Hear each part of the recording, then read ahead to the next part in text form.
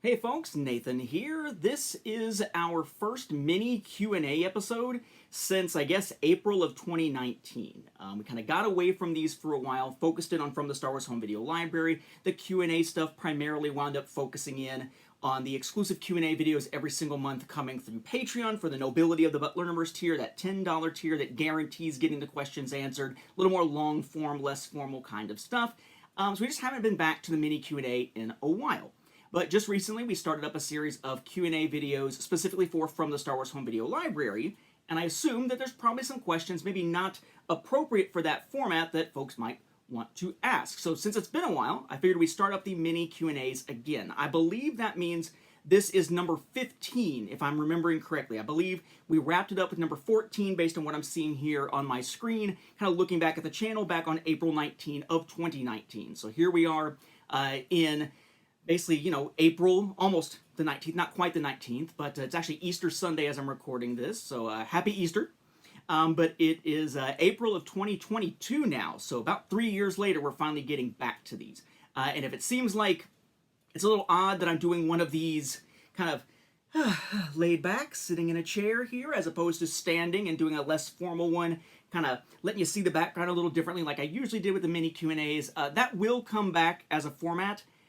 I just spent the entire morning doing yard work, coming in, taking a shower, and then plopping down to do this. So I don't think I could stand long enough to get all the questions recorded if I was trying to do that today. So for, the first time, really, probably since the beginning of that series, or at least close to it, we were doing a mini Q&A episode with me sitting at the desk as opposed to standing, but we'll get back to standing so you can see the background a little bit better in future episodes here. So that being said, the idea of the mini Q&A episodes is we want to try to keep them short, so I'll hit a few questions, cut it off at a certain point time-wise where it looks like it's a nice bite-sized little episode, then record another. But that means that typically I'll record several of these at a time, which means that instead of it being just put your questions under this one for the next episode, we'll have to have a separate dedicated call for questions or something. Or I guess just call it by round, and maybe you could still put the questions in the comments to this video, but refer to it by rounds, because I'll grab all the questions for a round from any videos that they come from to record the next round. So for example, right now, going in and putting any questions back on the original call for questions for this round won't do you any good for the next round because the questions have already been grabbed from this one. And in this case, I will delete that video because it was just a call for questions.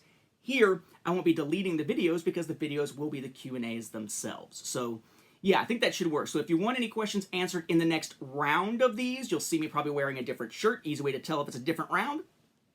Bad Batch this time. Then go ahead and put your questions in the comments to this video or any of the other ones in this first round, and I will hold those questions for the second round. Doesn't mean I'm going to necessarily answer everything, but I'll answer quite a few as we go along here. And again, let's try to make the ones for these Q&A episodes something that is not necessarily appropriate for From the Star Wars Home Video Library's Q&As. Let's keep these two somewhat separate as best we can. So our first question here, and these are not in any particular order, I'm just kind of going from bottom to top, but I don't know the order in which they were actually posted here. The first question comes from Thomas's Musings, who asks, do you have more plans to downsize now that a saga on home video is all done? Home video-wise, I've never really downsized the home video library per se, but what I do is if I have a bunch of duplicates, I sort of tuck them aside and then eventually unload all the duplicates kind of at once. That is coming up, and there is some downsizing going on, but not for home video stuff. What I'm doing right now is kind of going through and just downsizing some of the board games that I have, and putting them in kind of a pile, doing the same thing with some of the non-Star Wars home video stuff that's in our other room, trying to put that aside.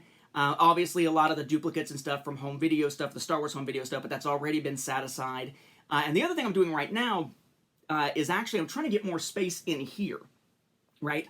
So you can't see it, but if you remember the video tours that I did of the room, there are actually two more shelves of this size, this sort of double width size as opposed to single width size, over here. There's one on one side of a window, one on the other side of a window, and then there's also shelves in my closet in here. What I'm planning on doing at some point soon, who the hell knows when, but at some point soon, is I'm going to go through the bottoms of each of the shelves that are like these that are up against the other wall, because those are actually not home video stuff on the bottom. It's Star Wars books. But it's like the essential guides. It's the few Star Wars books that I kept that weren't signed or like manga or something like that. They were just like big Star Wars guidebooks and stuff like that of some kind. So I'm going to be going through those, seeing what I keep, seeing what I get rid of, and my hope is that I'll open up that bottom level, which will let me put some of the heavier Star Wars home video stuff, maybe it's in the closet or wherever, onto those shelves to help weigh them down. So they're still weighed down, but have more home video stuff on them to clear out some stuff in the closet, that kind of thing. It's just a little bit tricky because these are things where those shelves are low enough that they're where my son could get to them if I didn't put the little blocking boards in the way that I have in there right now.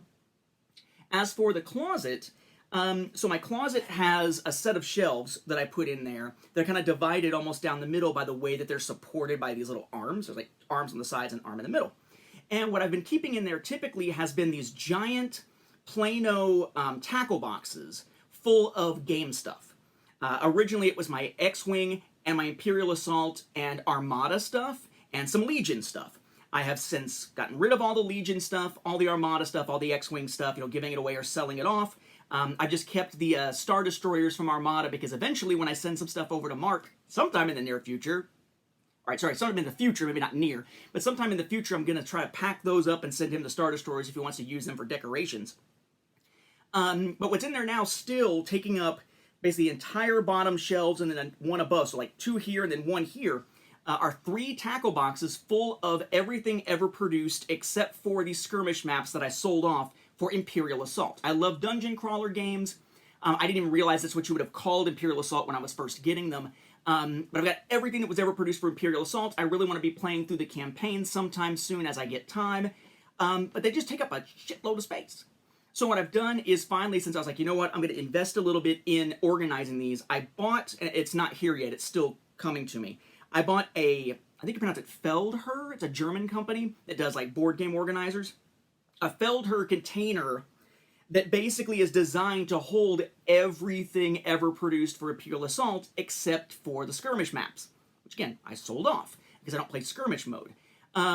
That will be something that is going to fit everything, condense it down, let me put that in our hall closet where there's plenty of space for that size of packaging, and give me some shelf space back in my closet, which will let me do some more organizing in there, because right now, I feel like the closet and the side shelves are not particularly organized compared to this, because this is the backdrop that you see all the time. I'd like to get the whole thing somewhat organized, especially as I'm going through and doing the Excel file that's going to track my collection that I will also share with others if they want to use it to track theirs, that I'm slowly working on a little bit at a time. It'd be a lot easier for me to deal with that if it was all organized. And that would also allow me, I think somebody's going to ask either here or from the Star Wars Home Video Library Q&A is going to ask about doing another video tour of the room, and I'd like to wait to do that until it actually looks organized. So that's another big step. It's going through the books, and it's getting that organizer in the mail finally, or DHL or whatever. I think it's DHL. God, I hate DHL, but it's what they use in Europe all the time, so that's what it oftentimes gets sent through. But once that container from Feldherr or whatever gets here, I'll be able to pack that up and clear out some more closet space, and then I can really get the ball rolling with clearing some stuff out and sorting stuff out and that sort of thing. Just going to have to figure out how I'm going to do that with the toddler underfoot while I'm trying to do it, or I'm going to wind up losing a day to record to spend the entire day doing nothing but organizing into here. We shall see. But as far as downsizing the actual Star Wars home video collection, no, that's not happening. But as far as downsizing other stuff to make more room for it or to get it more organized, yes. And part of that is I don't see it growing all that much in the near future unless I pick up some foreign releases or something like that. I do have 12 foreign releases that are going to be on the way soon, or that are on the way. The 4K Blu-ray bonus disc, trilogy sets coming out of France, the Blu-ray bonus disc, and then DVD trilogy sets coming out of the UK, and then the 4K disc only trilogy sets coming out of Australia. Those are all coming soon that don't have US equivalents, and I may wind up picking some other variants of that up from other parts of the world, or from those same parts, just maybe to fill out those collections, like, say, Australia. But as of right now, there's not a whole lot of new stuff coming, so I feel like I'm in a good place to actually organize in a way where I'm not going to have to constantly shift it around over and over and over again in the future. Wow, that was a long answer to that question, so let's dive into the next question here. This comes from Gavco Bob, if I'm saying that correctly. Did you get any of your students into Star Wars? I haven't actually gotten any of them into Star Wars. I will say I've had some who have been into Star Wars, who then pick up on when I do my little welcome email, and they say, like, tell them a little bit about yourself. I'm like, well, aside from doing the teaching stuff, which is my main job, I've also written some stuff on the side. I wrote one time for Star Wars Tales, an official Star Wars comic, blah, blah, blah. They made action figures based on it. Isn't that neat? I've had some folks who have turned around and asked me, about that, and raised questions about that, or kind of been very curious about it, or they're Star Wars fans and they wanted to just kind of shoot the breeze about some Star Wars stuff, perhaps, particularly gaming Star Wars stuff, whenever we're on a phone call, to check in or whatever. So in that sense, there has been some interaction with it, not a ton. I've had some parents who've been more interactive about it before than others. In fact, I had a parent who wanted to get a copy of my comic pack signed at one point, which I thought was kind of interesting.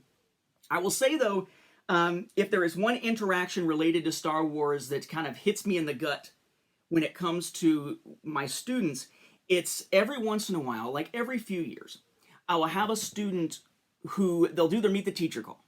And we'll talk about Star Wars stuff because they'll bring it up because they saw it in the little thing in my welcome email. And they'll talk about how, well, I like to write, therefore I'm writing this story and I'm going to submit it to Lucasfilm. I'm going to get published as a Star Wars author, which is not even remotely how it works, right? You don't write unsolicited stuff and send it to them. They're not allowed to read it. You get invited to the party. I was the anomaly. Right? There are very few of us who are anomalies like me. I was someone who happened to be in the right place at the right time, where I had my Star Wars Timeline Gold out there, I had the audio dramas out there, I had Chrono Radio out there at the time, my first podcast, and Jeremy Barlow knew of me from that.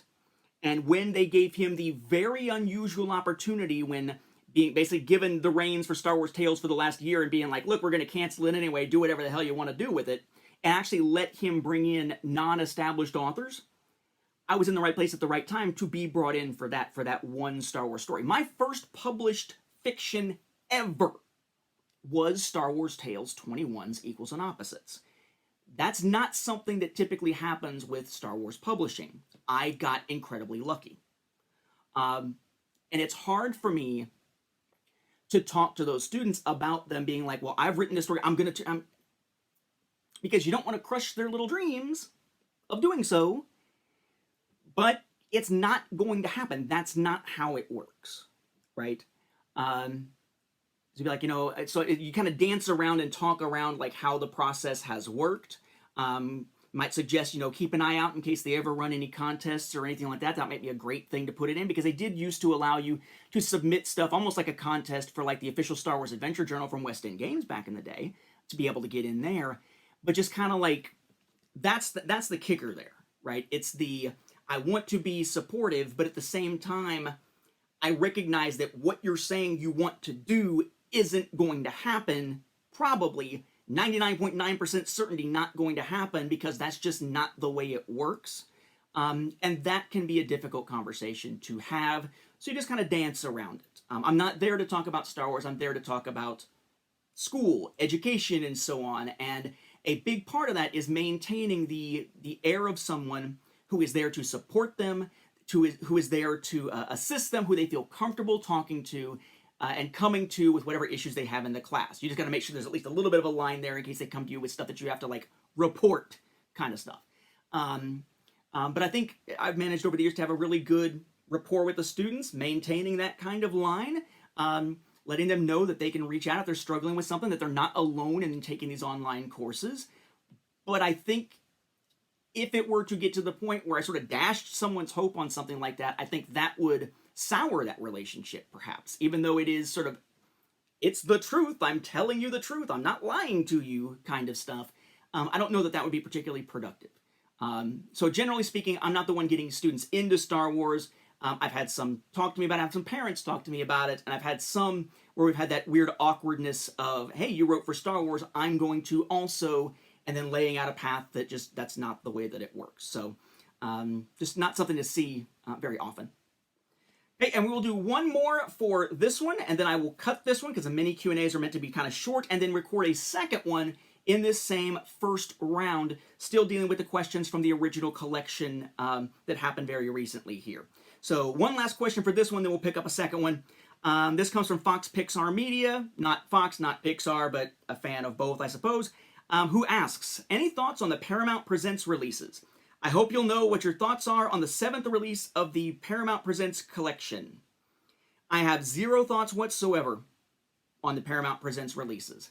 I only even know what they are because when this came up, I did a quick look up on Amazon. They appear to be like some kind of like tagged reissues or something of home video releases from Paramount. I think this gets into a common misconception, though.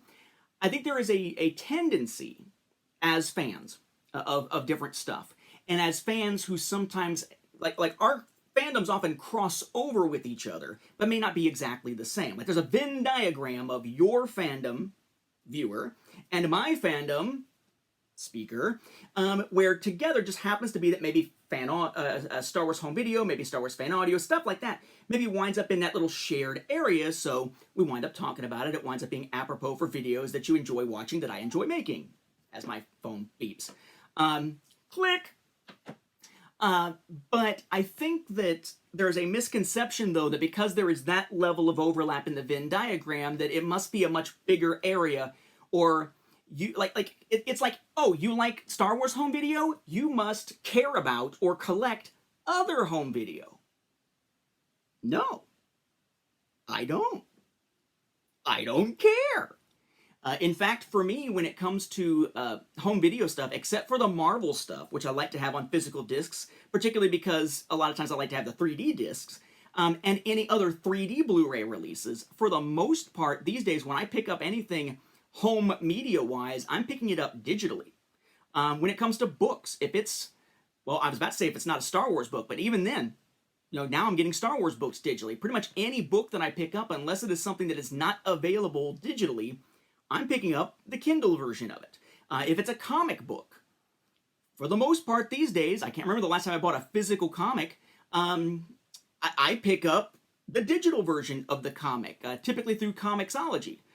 Or, you know, if it's Dark Horse, I go through their app, but typically it's stuff that's being produced by Marvel or Image, whoever, Boom Studios, whatever, that I'll get through Comixology, which is another Amazon tie-in. They just did a kind of a weird merger of that and Kindle just recently.